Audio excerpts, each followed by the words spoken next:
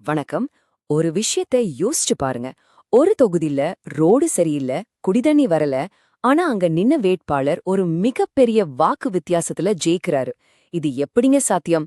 இன்னைக்கு நாம தமிழ்நாட்டோட மாதவரம் தொகுதிக்குள்ள இருக்கிற இந்த ஆச்சரியமான முரண்பாட்ட வெறும் யூகங்கள்ல இல்லாம தரவுகளோட உதவியோட ரொம்ப ஆழமா பார்க்க போறோம். சரி, நாம எப்படி இத பத்தி பேச போறோம்னா, முதல்ல மாதவரத்தோட அந்த யுனிக்கான அமைப்பு என்னன்னு பாப்போம். அப்புறம் மக்களோட உண்மையான பிரச்சனைகள் என்னன்னு காது கொடுத்து கேட்போம். அதுக்கப்புறம் இந்த எலெக்ஷன் நம்பர்ஸ் சொல்ற புதிர் என்னன்னு அவிழ்ப்போம்.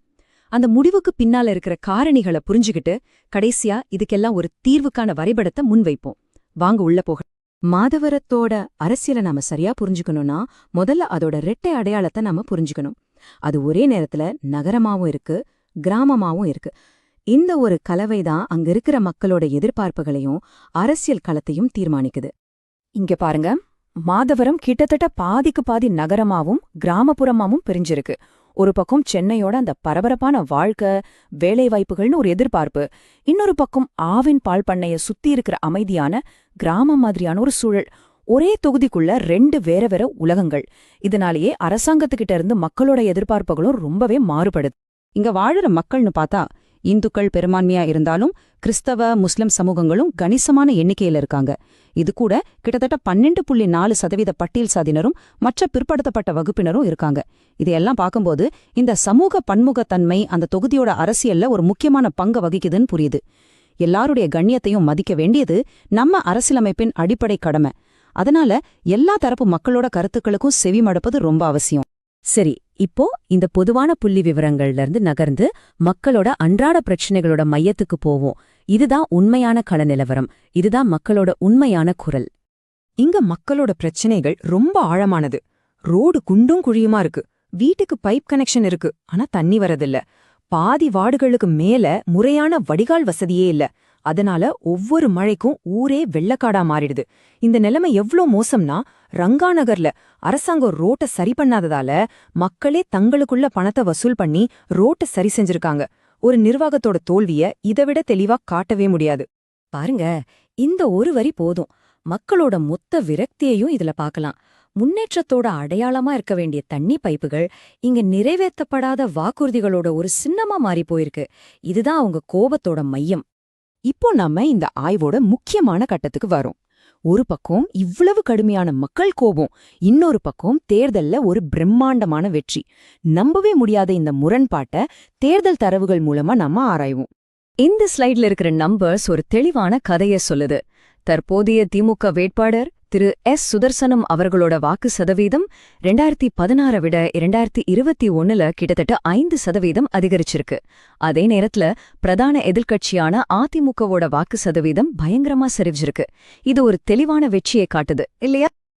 அந்த வெற்றியோட அளவை பாருங்க, அது இன்னும் ஆச்சரியமா இருக்கு. 2016ல சுமார் 15,000 வாக்குகள் வித்தியாசத்துல இருந்த வெற்றி 2021ல கிட்டத்தட்ட 4 மடங்கு அதிகமாகி 57,000 வாக்குகளா உயர்ந்திருக்கு. இது ஒரு மிகப்பெரிய மக்கள் ஆதரவு மாதிரி தான் தெரியுது. ஆனா கதர் அவ்வளவு சுலபமானதே இல்ல. இங்கதான் கதையில ஒரு சின்ன ட்விஸ்ட் வருது. இவ்ளோ பெரிய வெற்றினா மக்கள் ரொம்ப ஆர்வமா வந்து ஓட்டு போட்டிருக்கணும் இல்லையா? ஆனா தரவுகள் என்ன சொல்லுதுன்னு பாப்போம். இதோ பாருங்க, அந்த ஆச்சரியமான உண்மை. இவ்ளோ பெரிய வெற்றி வித்தியாசம் இருந்தும் மக்கள் ஓட்டு போட காட்டின ஆர்வம் உண்மையில குறைஞ்சிருக்கு. 2016ல 68.5% இருந்த வாக்குப்பதிவு 2021ல 66.6% சரிஞ்சிருக்கு. இதுதான் மாதவர முரண்பாட்டோட முதல் புதிர். வெற்றி பெருசா இருக்கு, ஆனா ஓட்டு போட வரவங்களோட ஆர்வம் குறைஞ்சிருக்கு. சரி, இப்போ இந்த முரண்பாட்டோட மூல காரணங்களை ஆராய்வோம். மிகப்பெரிய வெற்றியும் ஆழமான மக்கள் கோபமும் ஒரே நேரத்துல எப்படி இருக்க முடியும்? இதுக்கு பின்னால என்ன இருக்குன்னு புரிஞ்சுக்குவோம். பொதுமக்களின் தரவுகளை பயன்படுத்தும் போது அவங்களோட தனி உரிமையையும் சம்மதத்தையும் மதிக்க வேண்டியது ரொம்ப முக்கியம். இது இந்தியாவின் டிபிடிபி சட்டத்தின் ஒரு முக்கிய அம்சம். இந்த ஆய்வு பொதுவா கிடைக்கிற தகவல்களை வச்சுதான் செய்யப்பட்டிருக்கு. இதுக்கு ஒரு முக்கியமான காரணம் நலத்திட்ட சோர்வு அப்படின்னு சொல்லலாம். அதாவது ஒரு கட்டத்துக்கு மேல இலவசங்களால மட்டுமே வாக்குகளை வாங்க முடியாது. உங்களுக்கு தாகமா இருக்கும்போது ஒரு டிவி கொடுத்தா என்ன பிரயோஜனம்? தண்ணி, ரோடு, வடிகால் மாதிரி அன்றாட தேவைகள் பூர்த்தியாகாத போது மக்கள் உண்மையான வளர்ச்சியை எதிர்பார்க்க ஆரம்பிக்கிறாங்க. அப்போ மக்களோட அந்த விரக்தியெல்லாம் எங்கே போச்சு? அது இந்த எண்ணுக்குள்ளதான் இருக்கு. 16%. இதுதான் 2021 தேர்தல்ல நாம் தமிழர், மக்கள் நீதி மய்யம் மாதிரியான கட்சிகள் வாங்கின மொத்த வாக்கு சதவீதம். இது வெறும் நம்பர் இல்ல, இது ஒரு வலுவான எதிர்ப்பு வாக்கு. பெரிய கட்சிகள் மேல இருக்கிற அதிருப்தி ஒரு மாற்றுக்கான தேடலா இங்க வெளிப்பட்டிருக்கு. ஆக மக்களோட இந்த அதிருப்திக்கு 4 முக்கியமான காரணங்கள் இருக்கு. தலைமுறையா தீர்க்கப்படாத இன்ஃப்ராஸ்ட்ரக்சர் பிரச்சனைகள், நலத்திட்டங்கள் மேல வந்த சோர்வு, இளைஞர்களுக்கு வேலை இல்லாதது, அப்புறம் சாதியை விட செயல்திறனுக்கு முக்கியத்துவம் கொடுக்கிற மனநிலை மாற்றம். இதெல்லாம் வச்சு பார்க்கும்போது இந்த வெற்றி ஒரு உறுதியான அடித்தளத்து மேல கட்டப்படலன்னு தெளிவா தெரியுது. சரி, பிரச்சனைகளை மட்டும் பேசிட்டு இருந்தா பத்தாது. இப்போ இதுக்கான தீர்வு என்னன்னு பாப்போம். இது வெறும் வாக்குறுதி இல்ல, மக்களோட குரலை கேட்டு தரவுகளோட அடிப்படையில உருவாக்குன ஒரு தெளிவான, செயல்படுத்தக்கூடிய திட்டம். இதோ ஒரு சிம்பிளான ஆனா ரொம்ப பவர்ஃபுல்லான திட்டம். முதல் படி, மக்களோட அன்றாட பிரச்சனைகளான ரோடு, தண்ணி, வடிகால் இதையெல்லாம் உடனே சரி செய்யணும். 2வது படி, இளைஞர்களுக்கு உள்ளூர்லேயே வேலைவாய்ப்புகளை உருவாக்கணும். 3வது படி, சமூக கூடங்கள், சுகாதார மையங்கள் மாதிரி பொதுத் தேவைகளை நிறைவேற்றணும். இந்த ஸ்லைட்ல பாருங்க, ஒவ்வொரு திட்டத்துக்கும் எவ்ளோ செலவாகும், எவ்ளோ காலம் ஆகும்னு தெளிவா கொடுத்திருக்கு. இங்க ரிட்டர்ன் ஆன் இன்வெஸ்ட்மெண்ட் அப்படிங்கிறது பணத்தை குறிக்கல, மக்களோட வாழ்க்கை தரத்தை தான் குறிக்குது. உதாரணத்துக்கு 50 கோடி ரூபாய் முதலீட்டு செஞ்சு தண்ணி பிரச்சனையை தீர்த்தா வெள்ளத்தை தடுக்கலாம், பொது சுகாதாரத்துல ஒரு பெரிய முன்னேற்றம் வரும். அதுதான் உண்மையான ரிட்டர்ன். இது மக்களோட வாழ்க்கையில நேரடியான மாற்றத்தை கொண்டு வரும். மாதவரத்தோட கதை அந்த ஒரு தொகுதிக்கு மட்டும் சம்பந்தப்பட்டதில்ல. இது இந்தியா முழுக்க நாம பாக்குற ஒரு பெரிய மாற்றத்தோட பிரதிபலிப்பு. மக்களோட எதிர்பார்ப்புகள் ரொம்ப வேகமா வளர்ந்துகிட்டே இருக்கு, ஆனா அதை நிறைவேற்றுற சிஸ்டமோட வேகம் ரொம்ப கம்மியா இருக்கு. இதுதான் இன்னைக்கு ஆளுமை சந்திக்கிற மிகப்பெரிய சவால்.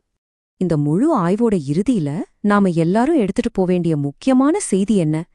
இதுதான் அந்த பாடம். தேர்தல்ல பெரிய பலத்தோட ஜெயிக்கிறது வேற, மக்களுக்கு நல்லாட்சி கொடுக்கறது வேற. சிதஞ்சு போன ஆளுமை மேல எழும்புற மக்கள் கோபம் ஒரு பெரிய அலை மாதிரி. அத நீங்க கண்டுக்காம விட்டா எவ்வளவு பெரிய தேர்தல் வெற்றியையும் அது அரிச்சு எடுத்துடும். இறுதியா ஒரு முக்கியமான கேள்வியோட முடிச்சுக்கலாம். மாதவரத்துல நாம பாக்குறது ஒரு புதிய அரசியல் சகாப்தத்தோட தொடக்கமா? வாக்காளர்கள் தங்களோட வாக்குகளுக்கு உண்மையான வளர்ச்சியையும் கண்ணுக்கு தெரியற முன்னேற்றத்தையும் எதிர்பார்க்கிற ஒரு காலகட்டத்துக்குள்ள நாம நுழைஞ்சிட்டோமா? இத நாம எல்லாரும் யோசிக்கணும். நீங்க ஒரு மக்கள் மைய தலைவரா மாறி உங்க தொகுதியை உயர்த்தணும்னு நினைச்சா blueprintstrategies.ai mgr@blueprintstrategies.ai என்ற முகவரியிலோ அல்லது 080420416002 என்ற எண்ணிலோ தொடர்பு கொள்ளுங்க. அரசியலுக்கு அப்பாற்பட்ட நோக்கம்.